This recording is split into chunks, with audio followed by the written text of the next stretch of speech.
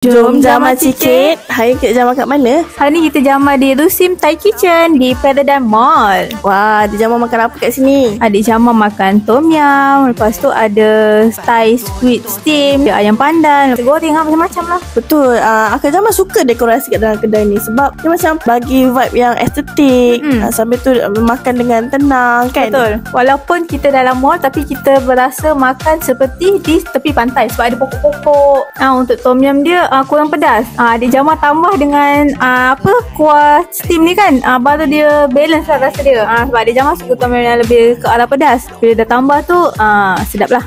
First time akak jamah makan sotong masak steam Thai. Sama lah. Rupanya dia ada rasa pedas, ada rasa macam manis-manis sikit, masam. Betul.